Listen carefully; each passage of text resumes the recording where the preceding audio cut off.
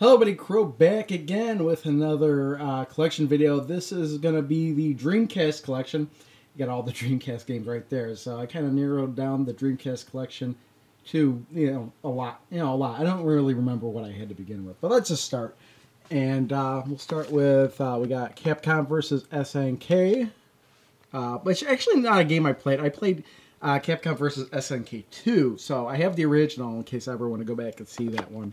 We got Choo Choo Rocket, which is a classic on the system. Crazy Taxi and Crazy Taxi 2. Again, classic arcade games on the Dreamcast. Daytona USA. Again, I love the Daytona series, and I used to play that in arcade a lot, so there's that. Dead or Alive 2. Now, I usually only played Dead or Alive 2 on the PlayStation 2. It was almost like a launch title for that system. But I wanted to have them all, so that's why I have that one. Demolition Racer, No Exit. It was a game that kind of surprised me. It took me by surprise. I had to keep it. Dynamite Cop, I really like walk around and pick up stuff. And it's just kind of a... They did the game right, I think.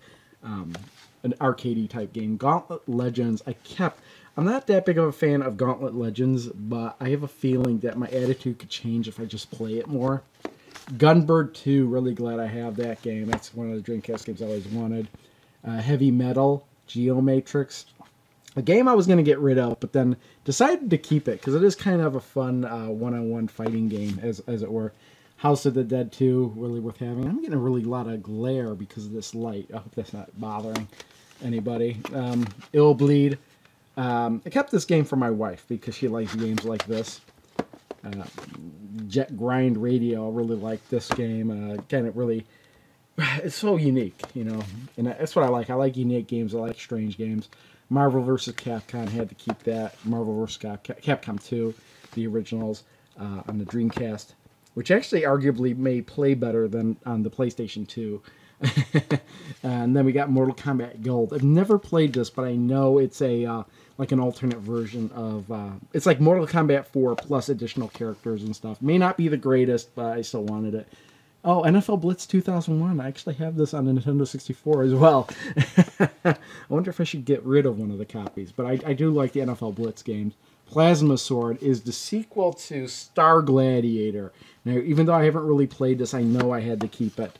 Power Stone and Power Stone 2, my wife would kill me if I sold these games, but I think they're awesome as well. Qbert, this is like an updated Qbert where there's like additional levels and stuff. Ready to Rumble Boxing. Now this is one of those games where I saw it and I'm like, oh yeah, that's a really interesting boxing game. They really made an interesting boxing game there. San Francisco Rush 2049 is like, I remember this in the arcade. The whole Rush series is awesome, so again, I got to keep that. Seaman, I will play this one day. I've never played this, but I do have the microphone. Maybe I'll play it one day. I don't know. Sega GT, I do like the Sega racing games. And here's Sega Rally 2.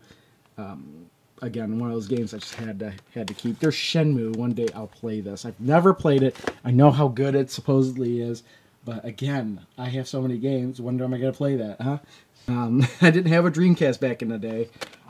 So here's Sonic Adventure. And we got Sonic Adventure 2. It took me a long time to actually get a working copy of Sonic Adventure.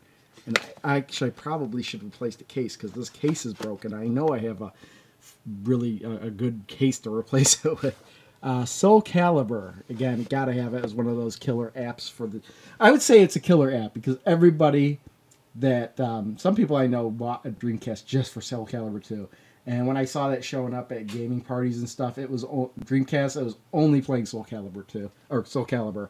I don't know why I keep saying 2, but Space Channel 5. I really like the Space Channel 5 series, even though it's only 2 games. But yeah, I have it on the PlayStation 2, but I really wanted the original on the Dreamcast as well. Then we have Street Fighter 3 Double Impact.